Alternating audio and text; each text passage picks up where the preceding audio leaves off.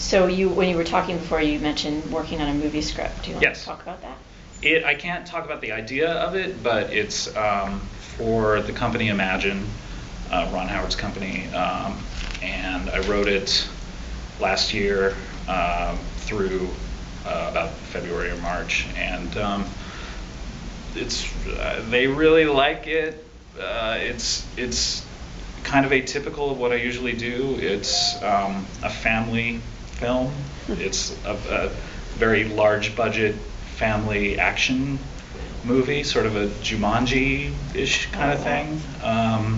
There's a director who wants to do it and who's had a lot of success, so I feel hopeful that it'll happen, but there's nothing I can really talk about now until they announce it. But I'm really proud of it. I think it's a really cool idea, and it was based out of an experience where a bunch of us wrote scripts for Imagine in a room together. There was a group of us, of 10 of us, who wrote scripts for them all year, and then critiqued each other's scripts and helped each other with it. It was a really interesting process. So it was the culmination of that. Oh, nice. Well, speaking of working, you gotta get back to work. Speaking of working, later. That's what we were doing. Do you have any notable collaborations besides what you're doing on your tour and your script? Any other notable collaborations you have with maybe other comedians? Or?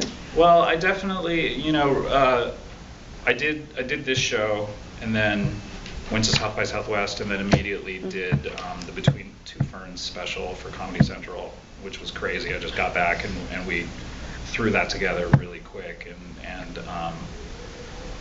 went to New York and shot that really super quickly and then had to get it on the air within a week, I think, after we were done with it. So that was a really crazy process. And I directed that, and that was so fun that I'm talking to Zach about doing something else in the same vein. I don't really want to spoil that either, but something Between Two Ferns-ish in the future. We thought maybe that would be the last thing we did, but we're putting together a DVD to come out later this year of all of the episodes, along with deleted scenes from them and commentary and new shorts and stuff like that. So we're working on that as well, but hopefully there's something bigger that we'll do down the line a little bit. Cool. Is there any comedian that you haven't worked with yet that you're really jonesing for? I tried to get Chris Elliott on the show. I was really in fact, they told me we didn't have the budget to fly, because I guess he lives in somewhere else, I'm not sure, Virginia or something, and they said we didn't have the budget to fly him. And so I said, I'll pay for it myself, and I offered to pay for it, and it ended up the scheduling didn't work out, but I really wanted to get him on. Pee Wee Herman is someone that I really wanted to have on the show, and IFC really wanted to have me have him on the show. The scheduling didn't work out for him, but he sent me a really nice congratulatory note when the show premiered, so I hope that he would come on. Louis C.K. sent me a really nice note when it premiered, saying, typical to him, I haven't seen it, but it must be cool for you to have a TV show. All right, Louis.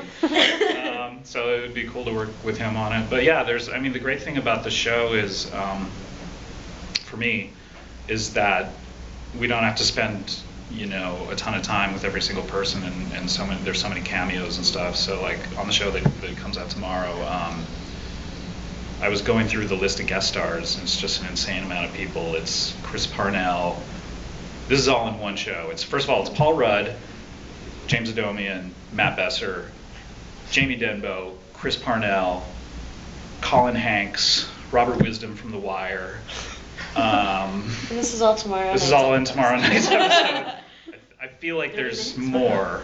Yeah, we fit all that into 30 minutes. I feel like there's 2 other people that I'm forgetting. But that's what's great about the shows is I feel like I can reach out to someone. Dave Thomas from SCTV is on in a couple of weeks, and his manager actually reached out to me through Facebook, strangely enough, hey, would you be interested in having Dave Thomas on the show? And I was like, yes, I would. So we wrote him a thing, so he's in it, and that's what's so fun about the show to me is, I get to meet Dave Thomas and tell him how much his work means to me, and then we can do a little improv scene, and he's only there for an hour, and it's fun for him, it's fun for me, and you know, that's been really gratifying. Since this tour is live, if you were to go to a city and someone like Louis C.K. or Pee Wee Herman just came by, was like, hey, can I show up? Can I do a little thing? Yeah, that's happening actually in a few cities. Okay. There's some random cities that people are actually going to be in that. So there will be people popping up in various cities. And not even, I mean, New York, obviously, there's a ton of comedians there, but even some of the smaller cities, there will happen to be special guests, including a really interesting show towards the end of the tour that will have a very big name guest on. Yeah. I mean, you say you've been to Comic-Con for 16 years. Any panels that you're really excited about? This year, Yeah. Really excited to see the Iron Man fashion show. Maya's not listening. Really excited to see the Iron Man fashion show on Saturday. The kids one? Good Yes. luck.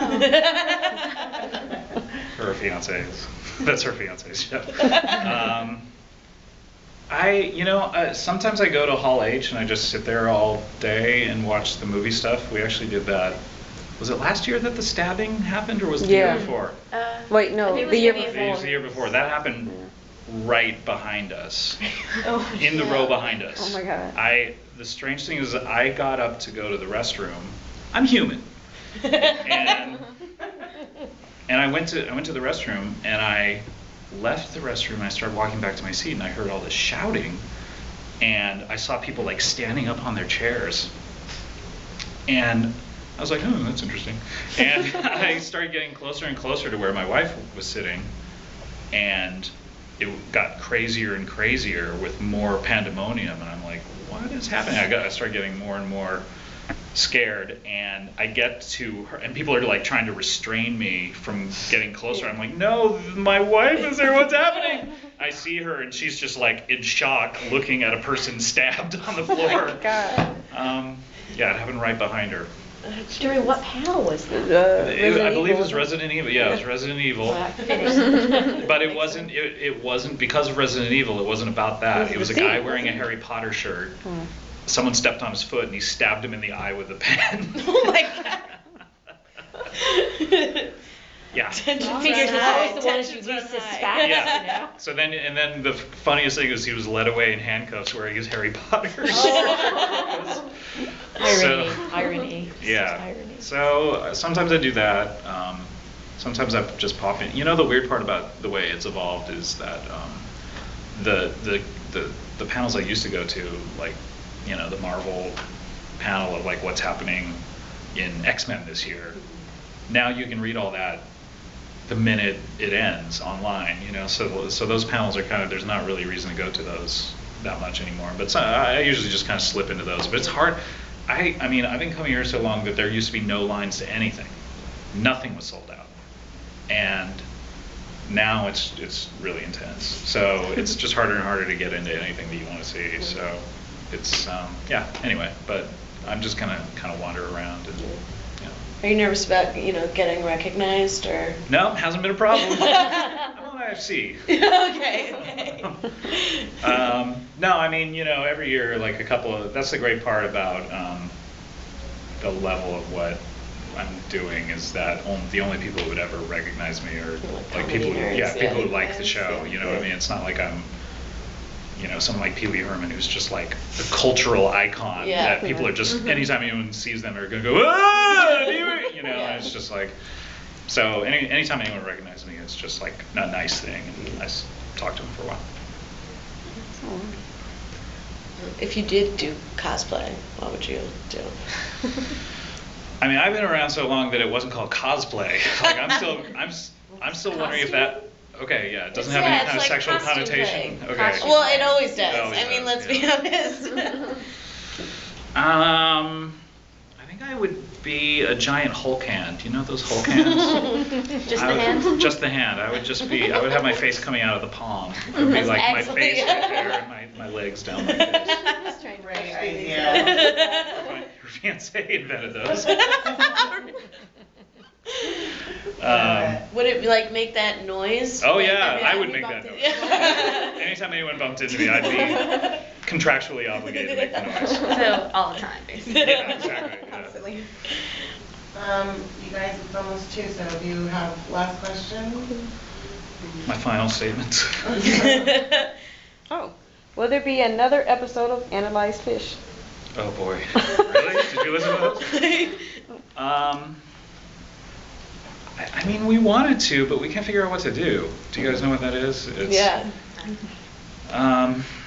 Harris Whittles, who's a writer for Parks and Recreation and Eastbound and Down, he loves the band Fish. Do you know that band Fish? Mhm, yeah. There was an episode when like he was being set up and he said something about fish on Parks and Rec. It Yeah. was like, Yeah. He everyone loves was them so much that he has to mention them. And